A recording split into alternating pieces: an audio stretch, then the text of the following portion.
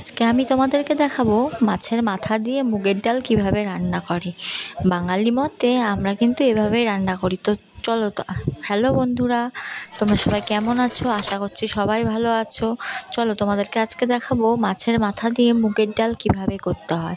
প্রথমে কিন্তু মুগ ডালটা আমি ভালো করে ভেজে নিয়েছি, একটু হালকা করে ভেজে সেটা জল ঢেলে দিয়ে জল ঢেলে সিটি দিয়ে নিয়েছি। সেটা হয়ে আসলে সেটাকে নামিয়ে তার মধ্যে জল দিয়ে ভালোভাবে ফুটিয়ে তার মধ্যে লবণ হলুদ দিয়ে নিয়েছি।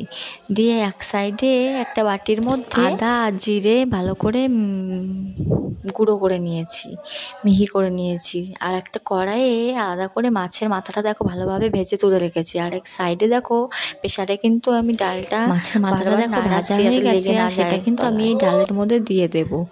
ডালটাও কিন্তু প্রায় হয়ে এসেছে। এবার মাছের মাথাটাও কিন্তু দিয়ে দিলাম ডালের মধ্যে। আর এটাকে ভেঙে দিতে হয়, কিন্তু আমি ভাঙতে পারছিলাম না বলে আস্তই দিয়ে দিয়েছি। এটা গলে গেলে পরে কিন্তু একা একাই তেলের মধ্যে জিরে, তেজপাতা আর একটা শুকনো লঙ্কা দিয়ে আমি যে আদা জিরে মশলাটা করে রেখেছিলাম সেটা কিন্তু দিয়ে ভালোভাবে নাড়িয়ে চাড়িয়ে তার মধ্যে কিন্তু ওই ডালটা দিয়ে দেব।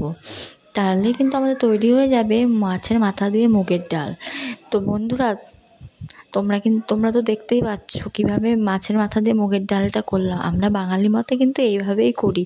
তো কেমন লাগলো ভিডিওটা তোমরা কিন্তু অবশ্যই জানাবে। দেখো ডালটা কিন্তু দিয়ে দিয়েছি, আর কমেন্ট করে কিন্তু জানাতে ভুলবে না। আর এইভাবে করে দেখবে বাড়িতে, কেমন লাগলো তোমরা কিন্তু কমেন্টে অবশ্যই জানাবে। আর বাড়িতে রান্না করে এইভাবে খেয়ে দেখবে কেমন লাগলো তোমরা কিন্তু জানাতে অবশ্যই ভুলবে না। ডালটা কিন্তু প্রায় হয়ে এসেছে, আর আমি একটু ভালোভাবে নাড়াচাড়া দিয়ে লাস্টে কিন্তু এর মধ্যে একটু হালকা করে গরম মশলা দিয়ে দিলাম। তাহলে গন্ধটা কিন্তু সেন্টটা ভালো আসবে। যেহেতু মাছের মাথা দিয়েছি তার জন্য কিন্তু একটুখানি গরম মশলা দিলে সেন্টটা কিন্তু ভালো আসবে।